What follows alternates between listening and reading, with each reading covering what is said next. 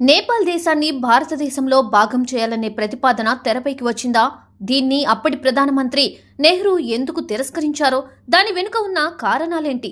భారత మాజీ రాష్ట్రపతి దివంగత కాంగ్రెస్ నేత ప్రణబ్ ముఖర్జీ రాసిన ద ప్రెసిడెన్షియల్ ఇయర్స్ పుస్తకంలో పేర్కొన్న సంచలన వివరాలేంటి? దీనిపై ప్రత్యేక కథనం. ప్రణబ్ ముఖర్జీ రాసిన ద ప్రెసిడెన్షియల్ ఇయర్స్ పుస్తకంలో పేర్కొన్న వివరాల ప్రకారం అప్పటి భారత తొలి ప్రధానమంత్రి పండిట్ జవహర్లాల్ నెహ్రూ ఎదుటకు నేపాల్ను భారతదేశంలో విలీనం చేయాలని ఆ దేశ రాజు త్రిభువన్ బీర్ బిక్రమ్ షా ప్రతిపాదన తీసుకొచ్చారు. దీనిని నెహ్రూ తిరస్కరించారు. ఈ విషయాన్ని my prime minister different styles different temperaments అనే శీర్షికతో ప్రణబ్ ముఖర్జీ సంచలన విషయాలు వెల్లడించారు. 11వ అధ్యాయంలో మన దేశంలోని ప్రధానమంత్రులు, ఇతర నాయకుల వ్యవహార శైలి గురించి ఆయన ప్రస్తావించారు. ప్రతి ప్రధానమంత్రికి పని విషయంలో ఒక శైలి ఉంటుంది. లాల్ బహదూర్ శాస్త్రి నెహ్రూ కంటే చాలా భిన్నంగా పనిచేసేవారు. వారిద్దరూ ఒకే పార్టీ నుండి వచ్చినప్పటికీ విదేశీ విధానంపై, దేశ భద్రత, అంతర్గత పరిపాలన వంటి వాటిపై భిన్నాభిప్రాయాలను కలిగి ఉండేవారని ప్రణబ్ ముఖర్జీ రాశారు.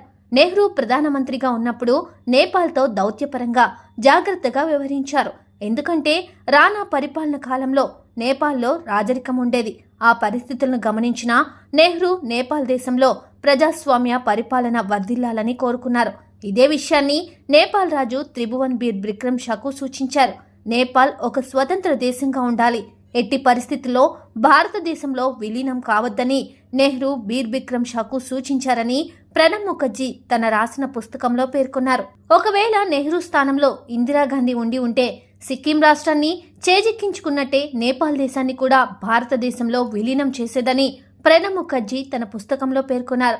ఒకవేళ ఇందిరాగాంధీ ఆ సమయంలో ప్రధానమంత్రిగా ఉండి ఉంటే చాలా విభిన్నమైన మార్పులను ఈ దేశం చవిచూసేదని ప్రణబ్ ముఖర్జీ తన పుస్తకంలో వ్యాఖ్యానించాడు. అంతేకాదు, ఇదే పుస్తకంలో ప్రణబ్ ముఖర్జీ పెద్ద నోట్ల రద్దుకు సంబంధించి సంచలన విషయాలు వెల్లడించాడు. పెద్ద నోట్ల రద్దుపై నరేంద్ర మోడీ ప్రధానమంత్రి హోదాలో నాతో చర్చించలేదు. ఈ విషయాన్ని నేను ఇతరుల ద్వారా తెలుసుకున్నాను. అయితే ఇలాంటి విషయంలో ప్రధానమంత్రి అలా తొందరపడి ఉండకూడదు.